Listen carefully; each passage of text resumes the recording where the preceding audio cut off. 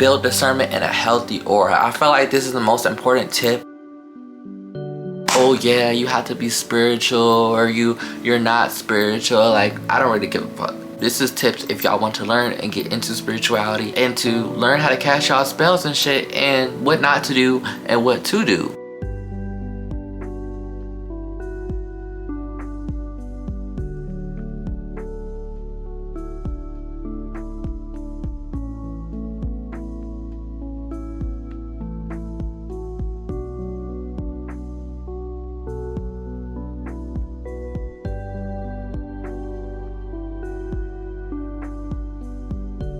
And it's Bible and Ken here, back at again with another motherfucking YouTube video for y'all. My name is Ken, I'm 22 and I'm from Houston, and I'm fruity, yeah. If you're new to my channel, before we get into this video about do's and don'ts as a baby witch of magic. Wait, was that the title? The do's and don'ts of magic as a baby witch. I think I said it right. Okay, make sure I leave a thumbs up, subscribe, turn post notifications on if y'all want to see more videos and more spiritual videos, vlogs, mukbangs, all that shit. Weirdos block, family block, haters block, all that shit. Today I'm gonna be bringing y'all 8 different tips of do's and don'ts as a baby witch. So these are just tips that I found in my personal opinion. I started my spiritual journey in like my junior year of high school, which is, I think it was 2017, it had to be like 2021. 2020, I don't know. I graduated in 2022. Do the math, it's 2026. It's been some years. I think 4 or 5 years. I started, I believe, during COVID. I had my spiritual awakening during COVID, or was it after COVID? My spiritual journey was not how them TikTok people be TikTok spiritual TikTok. I got my shit from the mud. Well, I don't know, like for me personally, like I don't know if y'all experience spirituality like this, but I didn't know what I believed in before. I grew up in a Christian household. I was just praying and shit just because I didn't really believe in God or religion. I just kind of had my own thoughts and personal experiences. Like, I always believed that in energy and that I could feel people's energy and stuff. I'm not one of them people like, oh yeah, you have to be spiritual, or you're not spiritual. Like, I don't really give a fuck. This is tips if y'all want to learn and get into spirituality and to learn how to cast y'all spells and shit, and what not to do and what to do. First tip, y'all. So you want to work on your chakras and build discernment and a healthy aura. I feel like this is the most important tip, number 1 of all. You shouldn't just be jumping into spells, tarot, oracle, pendulums, and casting hexes on your ex and shit if you don't have a healthy aura built.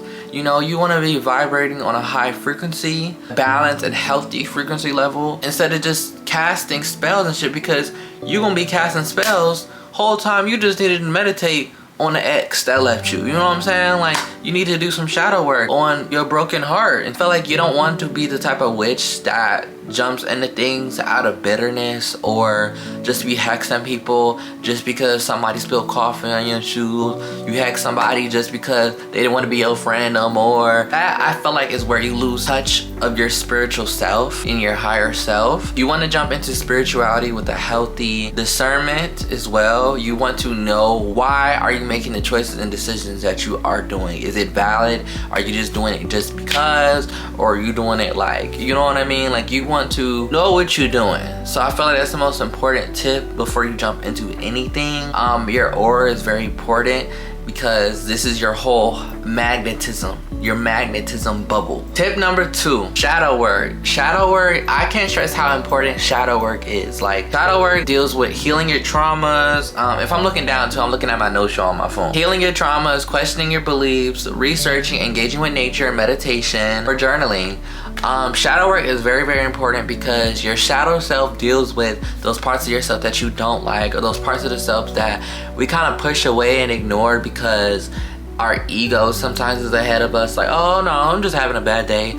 Oh no, it's just triggering me just because I'm having a bad week. Or no, I'm just going through a hard period in life. Sometimes it's deeper than that. And 9 times out of 10, if you are a spiritual being, it is deeper than that. Sometimes we don't realize we're making choices out of decisions that we are making them from because we are ignoring our shadow. How you get into shadow work is very, very simple.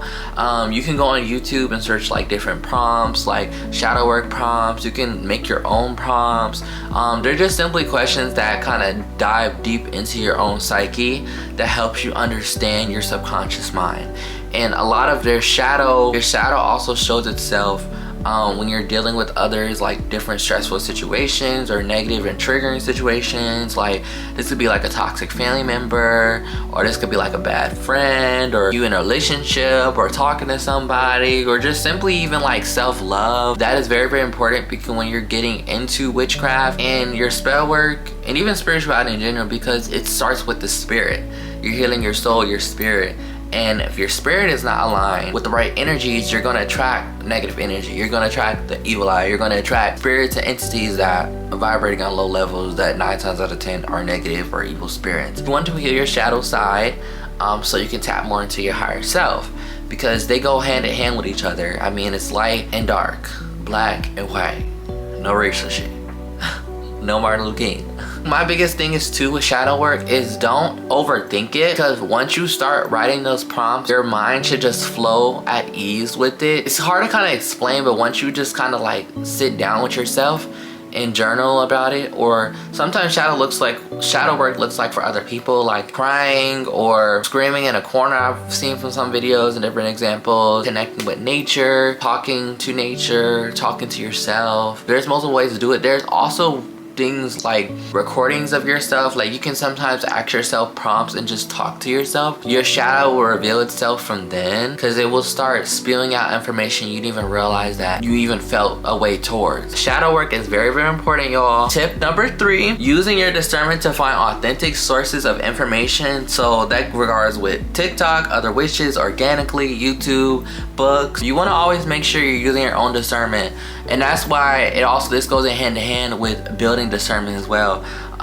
You want to make sure where you're getting your information for is valid and they know what they're talking about. Like this is whether if it's in person, you going to somebody, shit, even watching my own video, you know what I'm saying? Like use your brain. Don't just be, oh well, this witch on TikTok told me get some semen, 5 pieces of beans, and some grass from outside, throw it here in the bottle, and I'm gonna be rich by tomorrow. No. Use your own discernment. Be like, okay, do this sound right? Is this information valid? How long have they been practicing? What do they specifically practice? What do I feel from their energy? What are people's other reactions to their energy? You know what I'm saying? Now, there is no shoe that fits all with spirituality. You know, jumping into spells and finding different sources. I mean, you might find one person on YouTube or one person you know in person, but like, okay, well, I don't really vibe with them, but you vibe with them. You know what I'm saying? As long as they are organic and healthy and they know what they're talking about, watch and receive information from that source. My biggest thing always is to go with books first though. I feel like books are more valid because I mean, you know, they have to research the information that they're doing and putting it in the book before they put their books out. I mean, yeah, books are always a good source. You just want to make sure you're getting books from different authors that are actually authentic practitioners, spiritualists. You don't want to just be, like I said, just dabbling into whatever just because of whatever. Some people don't know what they be talking about and just be pushing books out. Or some people just be like, oh yeah, I know a few things on it, well let me just, you know what I mean? It's nothing wrong also as well, like sharing information, but you want to know what you're talking about from experience. You don't want to just be like, okay, I'm just, yeah, somebody told me if I walk around with my feet painted red that my root chakra is going to be healed. No. Be like, okay, like I'm going to search up on the internet or find some books on the root chakra, because spirituality has been taught and practiced for thousands of years. You know what I'm saying? This stuff derives from our ancestors. This derives from many people's cultures. It's really not something that's really hard to organically find information on, but you just want to use your own discernment on what you're looking at and also seeking information from. You don't want to just believe anything anybody tells you all the time. You want to know from your own experience. Researching, engaging with nature is really good. I mean, mean, the earth has been around for who knows how long. The earth is gonna help you download organic information as well. In the beginning of my spiritual journey, I first started out just grounding myself in nature, walking around in barefoot in grass. That was always the best start, I felt like, with connecting with your roots and receiving information too, and just finding peace. You always want to be in a peaceful state before you jump into spell work, practicing spirituality. Well, I did personally. I hugged trees, I spoke to the trees, I spoke to the earth around me, I spoke to my spirit guides, even though when I didn't even know who they were. Yeah, those are just things that I simply did that helped me get to where I am now, with connecting with my psychic abilities, doing readings, and all sorts of things. So when it comes to TikTok as well, I want to mention, sometimes there's people on TikTok that put out videos or teach about spell work and witchcraft for not the right intentions, for money sometimes, or sometimes there are not good spirits, I'd say, behind people's energies and behind people's souls and vessels, controlling them. So you want to use your own discernment, like I said, again, trusting your intuition and what you're receiving. Don't want to be like, okay, well, this witch on TikTok just told me put 3 corns in some fucking shit out my toilet in this bowl, mix it around with some sugar, and boom, I got the love of my life. Or even if it just sounds correct, you want to research on those different sources. Say for instance, like they're like, hey, this spell, you're gonna need this and this and that. What exactly is this ingredient that I'm putting in it? Like, okay, candles, what do candles do? What types of candles am I using with this? How are they cleansing before they're practicing? Like, use your own discernment, going down like their page, going down their videos, researching on that person. Number 4, protection. Protection is always the first thing you want to jump into when you're ready to that next level of getting into witchcraft. I don't even really like to use the word witchcraft, but I don't really give a fuck. I like the word witchcraft. I don't really like to use it just in a societal sense because some people mix like, oh, witchcraft, they hear demonic, evil, fucking demons jumping around. What's that TikTok? Most people, that comes to their head when they think of witchcraft, but I think of witchcraft empowerment sense. I think of it as femininity. I think of it as cosmic energy source, God-like being. I think of Wanda. I think of, like, you know, Agatha. Like, I think of all that source, like power and femininity and all these great sources, because we are powerful. But where was I going with that? Oh yeah, like I said, yeah, but protection is just like with the dating. You know, use caution. Protection. You want to make sure you're protecting yourself before you're jumping anything, because you're setting your light off as like a beacon when you're jumping into witchcraft. Like, I mean, prayer is important, whether if it's through prayer, whether if it's through lighting a candle, whether if it's through smudging, lighting incense, or sound, using your imagination, because you're using your third eye when you're using your imagination to imagine a source of light circling around you. That's what I used to also use before I like had all the sources like sound bowls and like smudge sticks and stuff, because there's not only just sage, there's rosemary, there's thyme, there's what else? Sweet grass. There's so many different smudge sticks. But if you're like more like a simple witch, you can use like incense. I mean, shit, there's so many sources. When I started my spiritual journey, I was using incense more than smudge sticks, I guess. You want to look at the intention of like what the words you're using. Like, for example, like get some protection incenses. There's good brands, like the brand called Hem, H-E-M. They sell it like Amazon. You can go to like your local spiritual or metaphysical shop, because also if you're jumping into those spells without protection, you're setting yourself vulnerable to being psychically attacked, because you don't know who is casting spells on you. And spells can be simple as speaking on someone's name. Spells can be simply on literally wishing bad on someone, or fucking writing someone's name down and burning it over a piece of paper. You don't know what people are doing, so you always want to protect yourself, protect your energy, because we all carry energy, and energy is not destroyed, but it's created and transferred. When you're walking into public spaces, whether you're around your friends or family, you're jumping into cars, going to go get something to eat, you going to work, energy is constantly being transferred. So you want to make sure you're protecting your energy in your space. So that starts with cleansing your space with smudge sticks, sound bowls, like I said. There's sprays, there's so many different things for protection. But prayer is also important if you don't have like direct access to all these sources all the time. Prayer is always important too. Just simply speaking to your spirit guides or your ancestors, but you want to also make sure you're speaking to your ancestors that walk with upon your path for your highest good. Did I say that right? But yeah, you want to make sure you're calling out to your ancestors and your spirit guides that are walking with you for your highest good, because you don't know, you could have ancestors that low-key don't like you, or you could have ancestors that be like, okay, who the fuck is this talking to me? You know what I'm saying? You want to call to your spirit guides and ancestors that are basically in the highest vibration and form.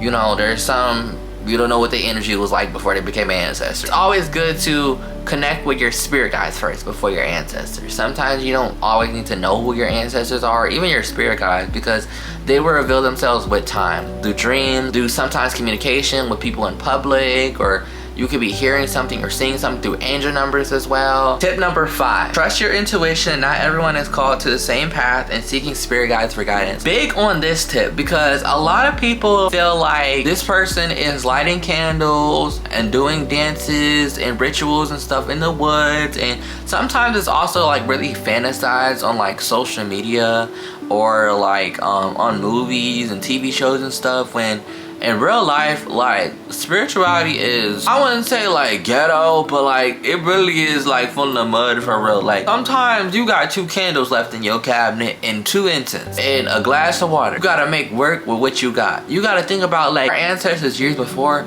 did not have all these fancy cauldrons and stuff. They didn't have all these tools that we had. Sometimes they just had a glass of water, a little bit of herbs, or they had a glass of water and a candle. Somebody could be on their path going through a lot of different psychic attacks, or this is a very transitional period of their life, and you could be starting out not even knowing what a root chakra is, a fucking candle or crystal, nothing is, and you just got books and videos and, you know what I'm saying, a few little tips that you heard from here and there, or even watching my video. You always want to stay grounded and to know that you are being aligned in your path with time, because spirituality is not rushed. Witchcraft is not rushed. You always want to have patience and always take your time with what you're pouring into, because you want to be genuine with your craft, okay? You don't want to just be doing it just because you see everybody else doing, or just dabbling in a fucking what they be doing, like dolls and voodoo dolls. You don't want to just be jumping into anything that you don't know knowledge of or educated on, you know? I have seen recently a lot of people been showing like their spiritual practice on TikTok,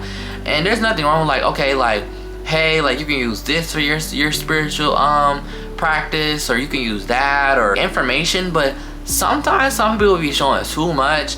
Like some things should be kept private. Like some people be on TikTok showing their altars or showing different like blood magic rituals and stuff, and we already got the government behind us watching and listening on this shit, and I know they know we do it and they probably don't believe in it, so they like, oh yeah, look, it's fake, or like, you know what I'm saying, for entertainment purposes. But at the same time, in my personal opinion, you're putting yourself at risk to evil eye, and also people just simply seeing stuff that they shouldn't be seeing yet. Like I feel like that just interferes with just the energy that you're pouring into your craft too much. I mean, hey, you got them hands like that, your magic is just A1 like that, where nothing can interfere. Hey, do what you want to do. But my personal opinion was that too, just don't be easily influenced by stuff that you see on TikTok with spirituality and stuff, because you don't even know what they're doing, and you just seeing it, be like, oh yeah, this looks dope as fuck, and you can be inspired or, you know, admired and stuff. That's cool, but you don't want to just be like, okay, well they got this blood around this circle and stuff,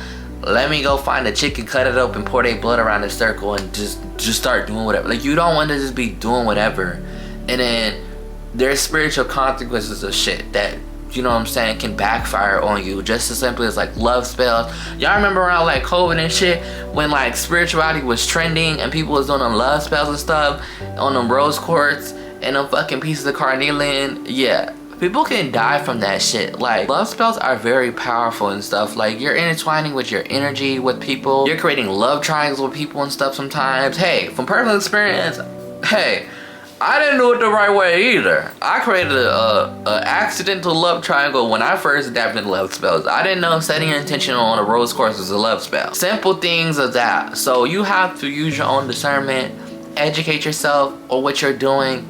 Don't just be jumping in anything, okay? Just because you see somebody showing their altar on TikTok don't mean you need to show yours. Yeah, your altar is private. That's a dedicated space to your spirit guides or your ancestor or whoever. Other people should not really be seeing that. Only people I feel like you really trust, even at that, like it's for yourself, or if it's a public altar in your home, like for, you know, people to add energy to or bring gifts to, that's different. Don't just be showing your spiritual practice out on TikTok and you don't know who watching. Your op could be watching this video. Your worst enemy, your ex could be watching this video speaking bad on you, and they see that there's a lot you can do with somebody's altar. So y'all, don't just be jumping in doing all that. Number 6, ethically sourced products. Now, this is a big thing too. So ever since I moved here to Houston, I ain't gonna lie, I have not found a lot of spiritual shops that I genuinely connect with, because I feel like some of the products in there are either not cleansed, or they're just vibrating low, or they're just not ethnically sourced. I don't know if y'all have experienced this in y'all journey, just simply with buying stuff for yourselves. I come from Wisconsin. Y'all know where I'm from. I used to shop at a store called Sheepies, and if y'all watch my vlogs, y'all know. Where I pick up a crystal, I can feel that energy vibrating off it, like simply in my hand, it getting hot or getting cold, or I can feel a little tingly feeling in my arm and in my body. These spiritual shops out here I've been connecting with, now some of them have been really pretty. I like the setup. I like how they have like a variety of different things, different tools, and different things like I've never really seen in other spiritual shops before. Products don't be ethically sourced. Like some of these vendors, they be getting their smudge sticks from, or they Palo Santo, or they crystals. I don't be feeling nothing from it. And as a psychic